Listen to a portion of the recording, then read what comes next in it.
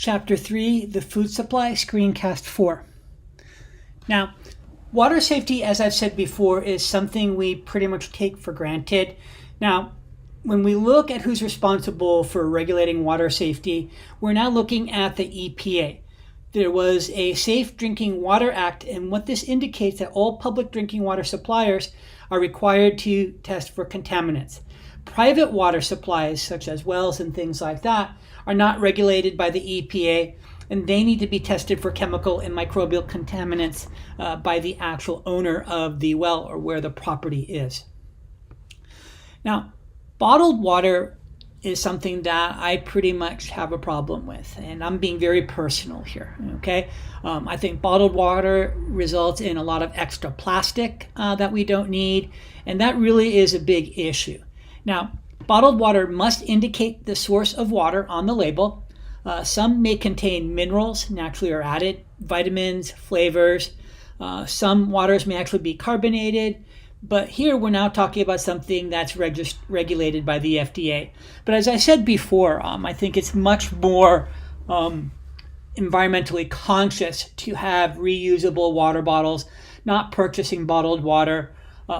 We're fairly fortunate in New York because we actually have a deposit, but that's not the situation in other states. So I think this contributes to a lot of waste. And once again, something that I think we really need to minimize the use of.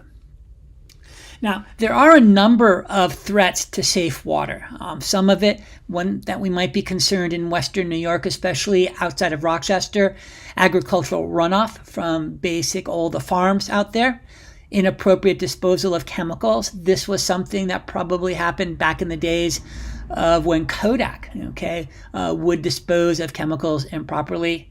We look at municipal solid waste, inadequate treatment of human wastes, and also pollution from boats and ships. Those are all things that act as a threat to our water supply.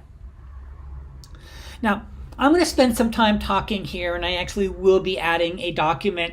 I can't download it real easily. I see if I have it elsewhere. But preventing foodborne and waterborne illnesses. And I think that's something we really need to focus on. And a lot of this is just common sense. Okay, we want to make sure that we're using good personal and kitchen hygiene.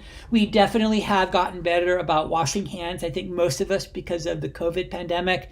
But also we need to make sure that we're keeping things clean in the kitchen. And also, one thing that I know I'm not really great about is following the appropriate procedures for thawing. You should be thawing in the refrigerator, but I know I'm guilty of leaving things out on the counter to thaw. Be careful following appropriate cooking and storage procedures. And also, it's important to know which particular foods pose an extra risk for foodborne illness.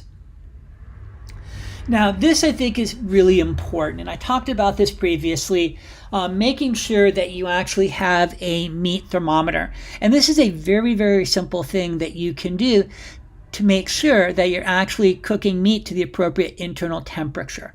I'm not going to ask you to memorize these, but I really do recommend the use of a cooking thermometer because, once again, it's a safety factor that's very easy to use, and one simple tool that greatly minimizes the risk of foodborne illnesses, making sure that any meat, poultry, any of those things are cooked appropriately. Now, this is something I do want you to kind of remember, and there's 4 simple steps to food safety. First, clean. So you want to make sure that hands are being washed often along with surfaces.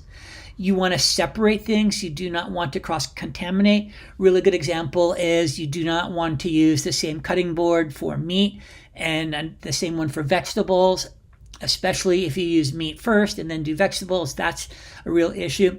Making sure that you cook to safe temperatures, and also refrigerating properly, so kind of chilling things when necessary. So it's in our hands. Once again, I do have another document that I'm going to send out, and it really is just kind of fun to quiz to take on your own where you can basically test your food storage, kitchen safety, and those types of things.